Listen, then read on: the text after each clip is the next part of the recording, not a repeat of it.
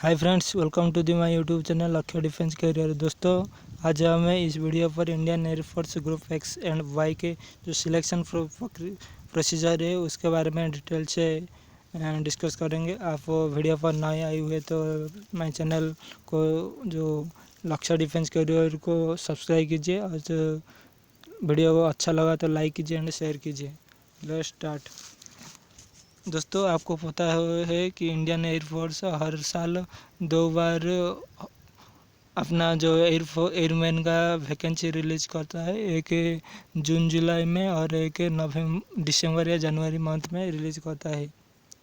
जो आपको पता है कि जो सितंबर 19 मार्च को जो होना था एग्ज़ाम वो पोस्टपोन हुआ है और ड्यू टू कोरोना वायरस अभी तक उसका एग्ज़ाम नहीं हुआ है और उसका एग्ज़ाम शायद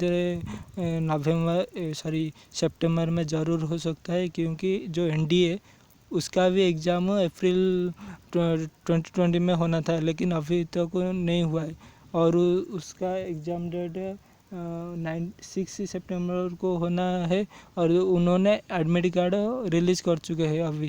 तो चांस बनता है कि इंडियन एयरफोर्स भी एग्ज़ाम कंडक्ट कर ले इन द मंथ ऑफ सितंबर। तो आप अच्छे से प्रिपेयर कीजिए, अपना लक्ष्य को पूरा कीजिए। सो फ्रेंड्स, आज हमें जो डिस्कस करेंगे जो इंडियन एयरफोर्स को जो मिनिमम एलिजिबिलिटी क्राइटेरिया उसके बारे में। देखिए, जो हाइट है वो इंडियन एयरफोर्स में 157 मिनिमम है और ज़्यादा हो तो अच्छा है। वेट भी मिनिमम 50 होना चाहिए और हाइट डिफेंस में हाइट और वेट के एक रेशियो होता है। आप गूगल में जाकर सर्च कर लिए करेंगे कि एक जो रेशियो है हाइट और वेट का, तो एक एक पेज मिलेगा जिसमें शो किया जाएगा कि हाइट इतना हाइट पर इतना वेट होना चाहिए। तो आप उसे देखकर अंदाज कर लिया होगा कि हाइट इतना पर इतना वेट होना चाहिए।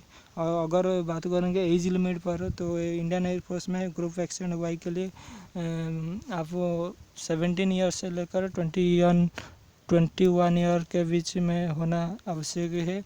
और चेस्ट जो होना है 5 cm में एक्सपेंशन होना चाहिए।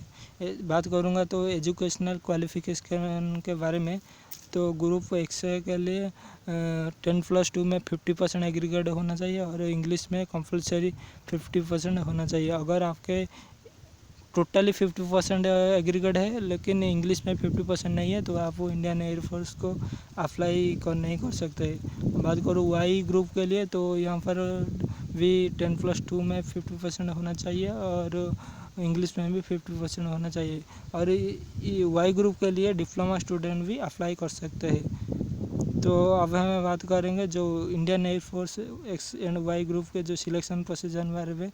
पहले तो इंडियन एयरफोर्स ने हर बार 2 बार वैकेंसी रिलीज करता है इन मंथ ऑफ जून जुलाई, और एक और बैच जो वैकेंसी रिलीज करता है in the month of December या जनवरी। दिसंबर में या जनवरी में वैकेंसी रिलीज करता है। पहले वैकेंसी एडवर्टाइज रिलीज करने के बाद 5 से 6 डेज़ के बाद online exam online form fill up start हो जाता है। फिर ऑनलाइन एप्लीकेशन भरने के लिए आपको मिनिमम 10 डेज दिया जाता है।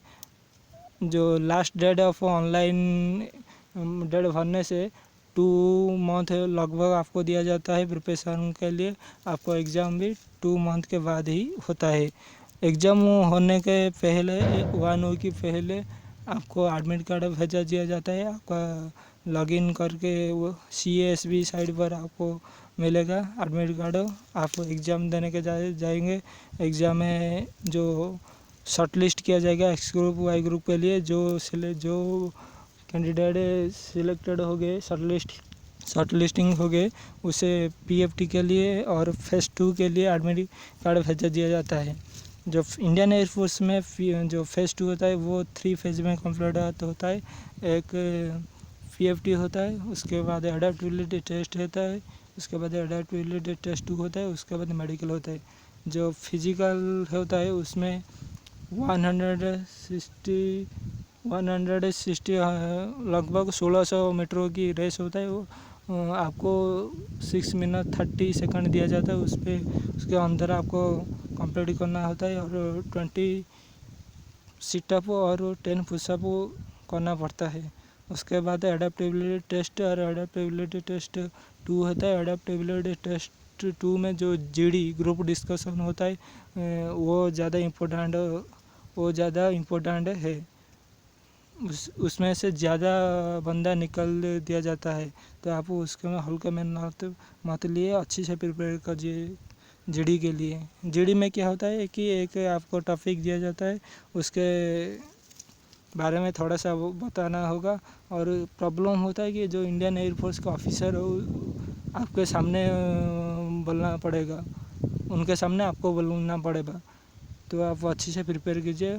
जो लड़के जो सिलेक्टेड कैंडिडेट जीडी क्लियर कर देते हैं, उसके बाद उनका पीएफटी और जो फेज 2 कंप्लीट होने के बाद जो कैंडिडेट कंप्लीट कर लेते उनको मेडिकल के लिए भेजा जाता है। मिनिमम 30 से 40 डेज के बाद मेडिकल होता है।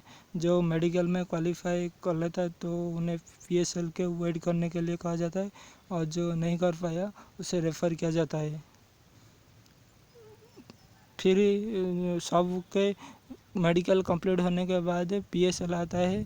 पीएसएल में जो फिट है उसका नाम आएगा, जो अनफिट है उसका भी नाम आएगा। जो मेडिकल में जो एग्ज़ाम क्वालिफाई किया उसका नाम आएगा पीएसएल में। फिर 2 महीने के बाद इनरोलमेंट लिस्ट आता है। इनरोलमेंट लिस्ट में जो बंदा अपना प्लेस बना लगा उसका इंडियन एयरफोर्स में जॉब पक्का हो जाता है। इस तरह है सिलेक्शन प्रोसीजर इंडियन एयरफोर्स में। आप अच्छे से प्रिपेयर कीजिए।